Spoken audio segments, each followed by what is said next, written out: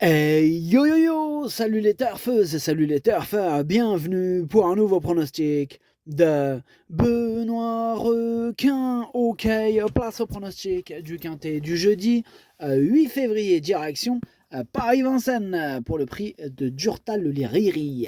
Trop attelé, 2100 mètres, départ autostart, 15 partants car le 12 est non partant.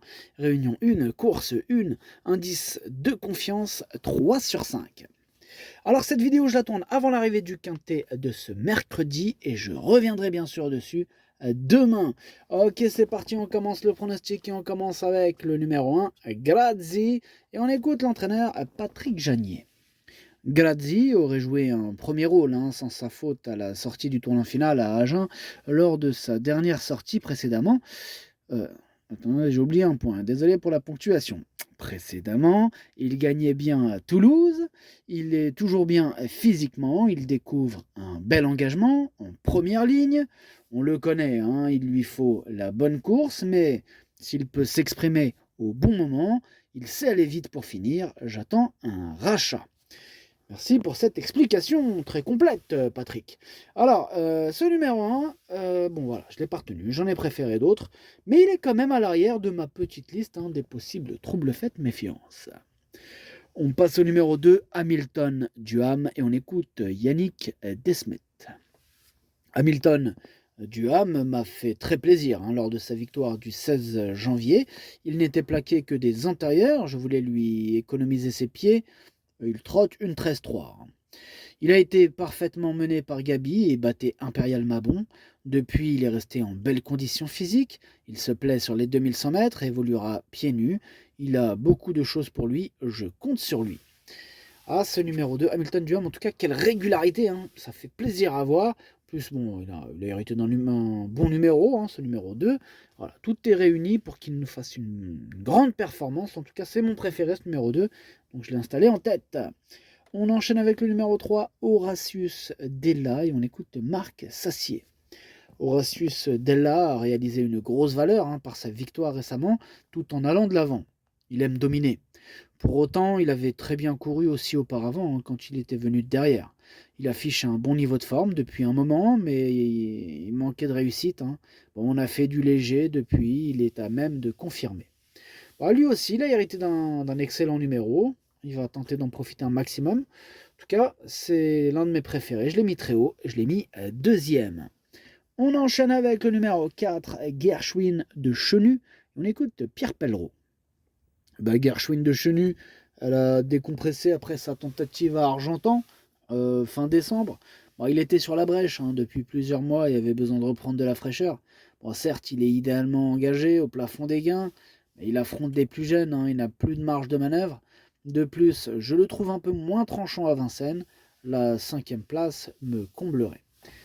Encore un qui a hérité d'un super numéro, d'un excellent numéro, l'un des meilleurs, le numéro 4. Mais bon, malgré ça, je ne l'ai pas retenu. C'est bien d'avoir un bon numéro, mais ça fait pas tout non plus. On passe au numéro 5, Grand Roi Kaluma, et on écoute Thierry Duval d'Estaing. Grand Roi Kaluma a couru régulièrement cet hiver, il me semble toujours en bonne condition. Sa dernière sortie à Nantes est bonne, mais il a toutefois besoin d'un déroulement favorable pour faire l'arrivée. C'est un cheval qui s'adapte à toutes les distances et qui semble de nouveau capable de bien faire avec le parcours. Ouais, rajoutons à ça qu'il a hérité lui aussi d'un super numéro. Il va tenter d'en profiter. En tout cas, moi je l'ai mis troisième. On passe au numéro 6. C'est Gold Star et on écoute Dominique Loqueneux. Gold Star s'est bien comporté lors de ses dernières courses. Il est très bien à l'entraînement et il va se présenter au top pour cet engagement idéal au plafond des gains. Le numéro derrière l'autostart reste correct et l'opposition est abordable. Il a une belle carte à jouer. Moi, je le pense aussi. Je l'ai gardé assez haut. Moi, je l'ai mis quatrième. On enchaîne avec le numéro 7, Ulysse Digeo, et on écoute Jean-William Allais. Eh bien, Ulysse Digeo, il avait dû être longuement arrêté, car il a été victime de la maladie de Lyme. Après une bonne course de rentrée, il s'est montré moins convaincant lors de sa plus récente sortie. Bon, j'ai pas pu le lâcher dans la phase finale alors qu'il avait quelques ressources. Bon, pour cette raison, il restera ferré jeudi. Bon, l'engagement, il est bon, et sa forme, elle est ascendante, mais tout sera une question de souplesse. Une question de souplesse, nous dit Jean-William Allen. Moi, ce numéro 7, en tout cas, je ne l'ai pas retenu. On passe au numéro 8, c'est Galant au fort, et on écoute Christian Bijon. Galant au fort aligne les disqualifications depuis plusieurs mois. Bon, elle travaille pourtant bien, mais elle reste imprévisible. J'espère que la mauvaise série va s'arrêter, mais il m'est impossible de faire un pronostic. Pourtant, il lui suffirait de se montrer sage pour terminer dans le quintet. C'est toujours risqué de l'écarter. Alors ça c'est clair, c'est toujours risqué de l'écarter. On sait qu'elle va finir par renouer avec les bonnes performances. Là pour l'instant, bon là c'est vraiment devenu une spécialiste de la disqualification. Ça galope, ça galope, ça galope. Bientôt elle va se retrouver à Deauville si elle continue à galoper. Voilà, bon maintenant, un jour ou l'autre, elle va rester au trot et elle va terminer dans le quintet. Moi je l'ai pas retenue, donc en espérant que ça va pas être ce jeudi. Voilà, maintenant, je l'ai pas retenue, mais c'est elle, c'est lui le chef et le capitaine, hein, de ma petite liste des possibles casseurs de tickets repérés. On passe au numéro 9, Fogo Pico, et on écoute Florian Joseph. Fogo Pico a été victime d'un abcès alors qu'il revenait bien. Il a fallu se montrer patient. Jeudi, il fait face à un engagement idéal, mais il risque de manquer de compétition, même si j'ai essayé de le préparer au mieux. Là, il sera seulement plaqué des antérieurs. Il aura du mal à jouer les tout premiers rôles, mais bon, une petite place reste à sa portée quand même. Une petite place reste à sa portée, nous dit Florian Joseph, donc attention tout de même. Mais bon, il a fallu faire un choix, on ne peut pas tous les mettre. Donc je l'ai pas retenu tout simplement. Mais il est en plein milieu de ma petite liste des possibles troubles faites. On passe au numéro 10, Emma de Briqueville, et on écoute Régnier Fielders. Bien, Emma de Briqueville, elle a effectué sa rentrée là, le 25 janvier, puis le rythme de l'épreuve, il était très soutenu. Elle n'a pas pu prolonger son effort malheureusement. Cette course, ça lui était nécessaire. Oui. Depuis, elle a progressé au niveau de sa condition physique. Cela dit, elle peut encore manquer un peu. Elle s'élance en seconde ligne. Je l'envisage plus pour une petite place. Ok, Régnier Fielders, plus pour une petite place. Eh bien, ce numéro 10, lui non plus, je ne l'ai pas retenu. Alors là, c'est un regret. Je ne vous cache pas qu'il me fait un peu peur, ce numéro 10. C'est mon deuxième cheval de complément en cas de non partant. Attention. On enchaîne avec le numéro 11, Ostia, et on écoute Mathieu Abrivard. Ostia n'était pas au mieux lors de sa plus récente sortie. Elle s'est couchée dans le dernier tournant et elle a fini par faire la faute. Elle a été soignée et j'ai effectué quelques réglages. Là, elle va se présenter au mieux, mais bon, c'est vrai qu'elle affronte les mâles et puis elle s'élance en seconde ligne aussi, et oui. Elle va avoir du mal à passer le poteau en tête, mais bon, elle devrait se placer.